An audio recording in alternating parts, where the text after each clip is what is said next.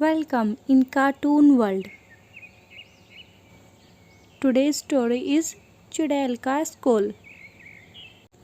एक समय की बात है, रवि और सुषमा दोनों पति पत्नी एक पुराने घर से नए घर में शिफ्ट हुए थे। दोनों इस शिफ्ट से काफ़ी ज़्यादा खुश भी थे, पर उन्हें काफ़ी तकलीफ भी हो रही थी। रवि एक अच्छी कंपनी में अच्छी पोस्ट पर काम किया करता था, जिस वजह से उसकी सैलरी अच्छी थी।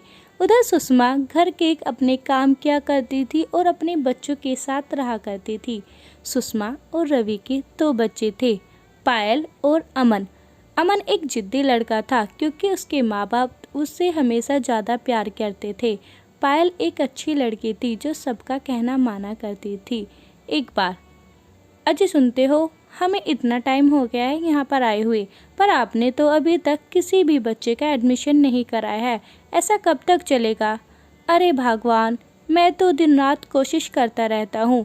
मेरे मालिक की बदौलत एक अच्छे स्कूल में एडमिशन हो जाएगा, पर वहाँ पर सिर्फ एक सीट है।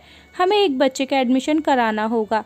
तो ठीक है, हम अमन का एडमिशन करा देते हैं। माँ, मैं नहीं पढ़ूंगी क्या? मुझे भी एडमिशन कराना है। ओहो हो, महारानी को पढ़कर ऑफिसर बनना है क्या? चुपचाप घर में रहा कर और काम किया कर। अमन स्कूल जाएगा। अगले दिन से अमन स्कूल जाना स्टार्ट कर देता है।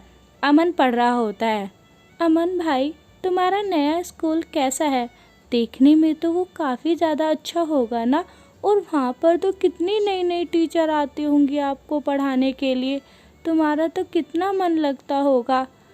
अरे पायल, मैं क्या स्कूल में पढ़ने के लिए जाता हूँ? वहाँ पर इतने ज़्यादा खिलौने और झूले हैं, मैं तो उसे ही देखता रहता हूँ। अमन, ये तो अच्छी बात नहीं, चुप कर, तू बस अपना काम कर। पायल चुपचाप रसोई में दिन भर काम करती है। उसका मन भी बहुत पढ़ने का होता है, पर उसे उसके मम्मी पापा नहीं पढ़ाते और वो घर में ही रह जाती है, जिस वजह से वह पूरा दिन दुखी दुखी रहती है और उसका पढ़ने को मन करता रहता है। एक बार वह रात को खिड़की पर खड़ी हो जाती है, क्योंकि उसे नींद नहीं आ रही थी। तभी उसे बाहर से एक अजीब सा शोर आता है। A for apple, B for ball. अरे, ये कैसी आवाज़ है बाहर से? रात को कौन पढ़ा रहा है? यहाँ तो मुझे आसपास कोई स्कूल दिखाई भी नहीं दे रहा। फिर इतनी रात को यहाँ पर कौन पढ़ रहा है? थोड़ा और देखती हूँ। पायल थोड़ा बाहर जाकर देखती है तो उसे एक स्कूल से लाइट आती हुई दिखती है। वह समझ जाती है कि ये आवाज़ इसी स्कूल से आ रही थी, और वह थोड़ी देर बाद उस स्कूल को दोबारा देखने लगती है। फिर उसे वही आवाज़ आती है। A for apple, B for ball, C for cat. ये सुनकर उससे रहा नहीं जाता और वह स्कूल की तरफ चल देती है। वहाँ पर काफ़ी ज़्यादा लाइट जगमगा रही थी। पायल ने इससे पहले इस स्कूल को नहीं देखा। वह स्कूल के अंदर जाती है और धीरे धीरे क्लास की तरफ पढ़ना स्टार्ट कर देती है। जैसे ही पायल क्लास में अपना पहला कदम रखती है, टीचर कहती है, अरे पायल, तुम इतनी लेट कैसे आई हो? तुम्हें पता है ना स्कूल कितना समय से तैयार हो गया है, और तुम हो कि इतना लेट आई हो। जाओ अपनी सीट पर बैठो और कल से लेट मत आना। पायल वहाँ के स्टूडेंट को देखते हैं। सभी भूत थे और वह समझ नहीं पाती कि क्या हो रहा है। फिर भी वह पढ़ने के लालच में चुपचाप जाके सीट पर बैठ जाती है। अरे, ये कैसा स्कूल है जहाँ पर सभी टीचर और स्टूडेंट भूत हैं। पायल थोड़ा डरती है, पर उसके पढ़ने की लालसा ने उसके डर को बिल्कुल ख़त्म कर दिया था, और पायल उस स्कूल में अब मन लगाकर पढ़ने लगी। धीरे धीरे समय के साथ दोनों बच्चे अब बड़े हो चुके थे। अमन जिद्दी होने के कारण और भी ज़्यादा आवारा और बदतमीज हो गया था।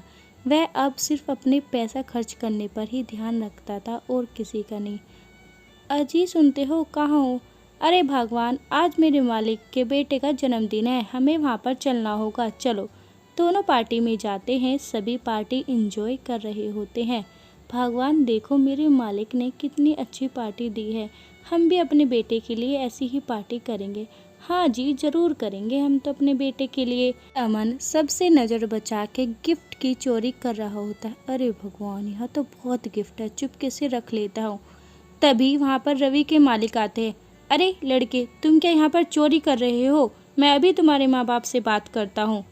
देखो रवि, तुम्हारे बेटे ने आज मेरे घर में चोरी की है और मैं एक चोर के बाप को अब अपनी कंपनी में भी नहीं रखूँगा। कल से काम पे मत आना।